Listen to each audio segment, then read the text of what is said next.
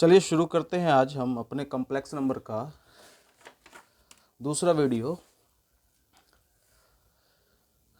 और जैसा कि आपने फर्स्ट वीडियो में काफ़ी बेसिक्स चीज़ें देखी थी, आज हम कॉम्प्लेक्स नंबर को आगे बढ़ते हैं, आगे करते हैं। और सबसे पहला है काल्पनिक संख्या। काल्पनिक संख्या को हम इमेजिनरी नंबर कहते हैं।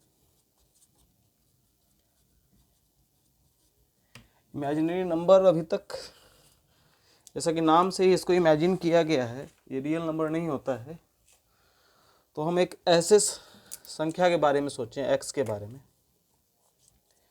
जिसका स्क्वायर लेस देन 0 हो। अगर x स्क्वायर हमारा लेस देन 0 है, 0 से छोटा है, तो x एक काल्पनिक संख्या है। या हम कहें किसी भी वास्तविक संख्या के ऋणात्मक का वर्गमूल, यानी कि कोई वास्तविक संख्या है 5, इसका ऋणात्मक है -5 और इसका वर्गमूल हम ले लें, तो ये जो संख्या आ रही है √5, ये एक काल्पनिक संख्या है। तो वैसी कोई भी संख्या जिसका वर्ग ऋणात्मक हो, जिसका वर्ग ऋणात्मक हो, काल्पनिक संख्या कहलाती है। जैसे हम √7 लें और इसका स्क्वायर करें, तो ये -7 होगा। तो √7 का स्क्वायर यानी कि वर्ग निगेटिव आ रहा है। तो वैसी सभी संख्याएं जिनका वर्ग ऋणात्मक हो, काल्पनिक संख्या कहलाती है। अब लिख भी सकते हैं, वैसी सभी संख्याएं जिनका वर्ग यानी कि स्क्वायर क्या हो, ऋणात्मक हो। वैसी सभी संख्याएं जिनका वर्ग ऋणात्मक हो,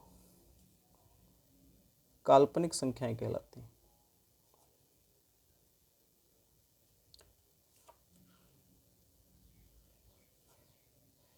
और किसी भी काल्पनिक संख्या को √7 को हम सूचित कर सकते हैं √7 i से।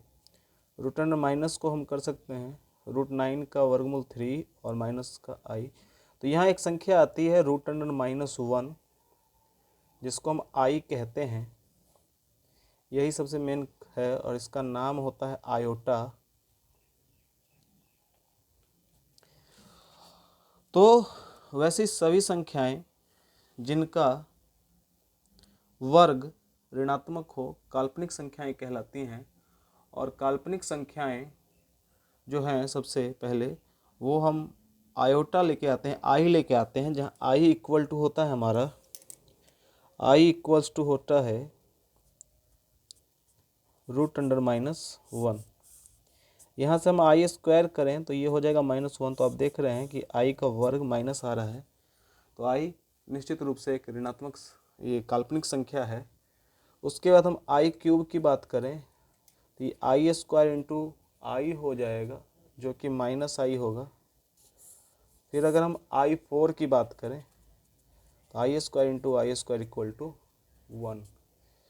तो इस तरह से ये i की पावर 4 पे i की घात 4 जो होती है वो 1 हो जाती है। तो अब आगे हम मुख्य रूप से i की घातों के बारे में पढ़ेंगे, और वो भी पूर्णांक घातों के बारे में। तो अब हम देखेंगे i की पूर्णांक घातें, integral powers of i। Hello. तो i की पूर्णांक घातें, i की कोई भी घात हो, i की कोई भी पूर्णांक घात हो, i कोई भी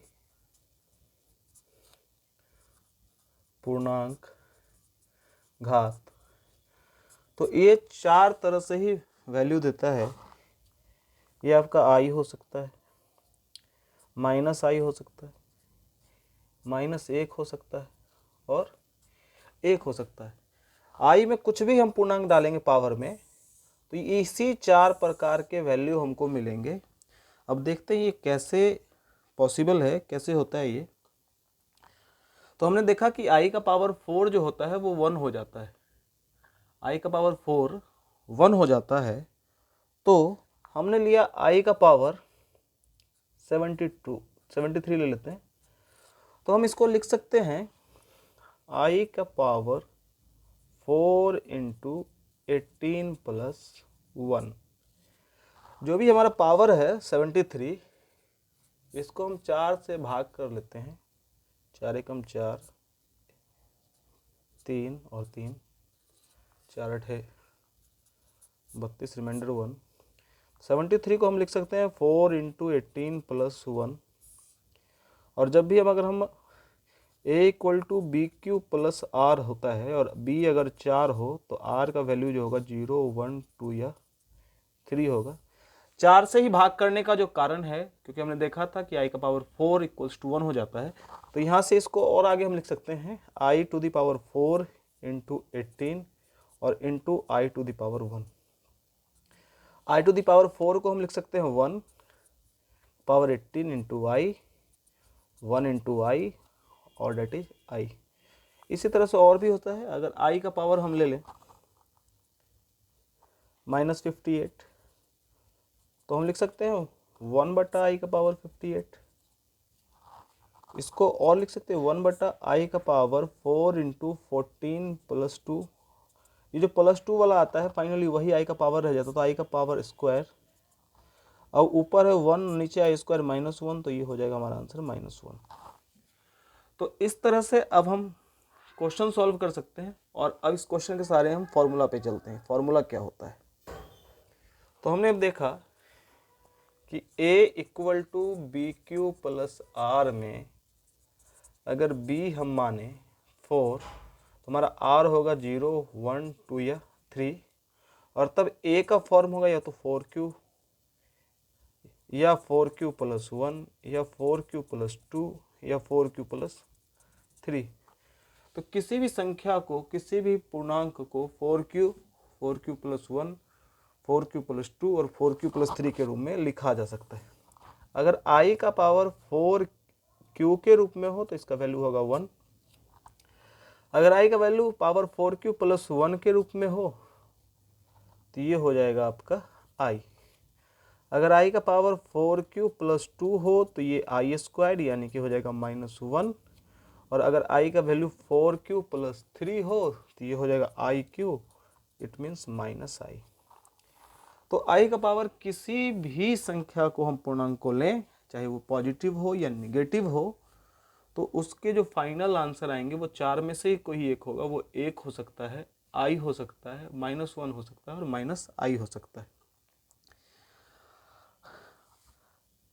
तो अन्य शब्दों में हम कहें तो I का power n -1 to the power n + 2 यदि n समपूर्णांक है और -1 × n - 1/2i यदि n विषम पूर्णांक है। इस तरह से भी बता सकते हैं कि अगर हम लें I का पावर n तो इसको हम लिख सकते हैं -I का पावर n/2 जब n सम हो। जैसे हम लिख लें -I का पावर 10, तो ये हो जाएगा -1 का पावर 10/2, क्योंकि 10 सम है तो -1 का पावर 5, ये -1 हो जाएगा। -I का पावर अगर 12 होता तो -1 का पावर 12/2, -1 का पावर 6, ये +1 हो जाता। और I का पावर n हो तो ये हो जाएगा -1 का पावर n - 1/2i जब n विषम हो। एक तरीका ये भी है। तो हम ले लें अगर I का पावर, अगर हम यहाँ लिख लेते हैं I का पावर अगर हम ले लें 15, तो ये -1 का पावर 15 - 1/2i यानी -1 का पावर 15 - 1 14/2 7i माइनस आई, और यही अगर हम आई का पावर 17 ले लें तो -1 का पावर 17 -1/2i, -1 का पावर 16/2 8i, तो ये प्लस आई हो जाएगा। तो इस तरह से भी आई का पावर कुछ भी रहे, कोई भी पूर्णांक रहे, तो वो 4 रूपों में ही रूपांतरित होता है। वो हैं आपके -1, 1, आई और -i। आज की वीडियो में हम इतना ही देखेंगे और अगले वीडियो में हम कॉम्प्लेक्स नंबर की डेफिनेशन के साथ आगे बढ़ेंगे। धन्यवाद। अगर वीडियो पसंद आए तो लाइक और सब्सक्राइब जरूर करें।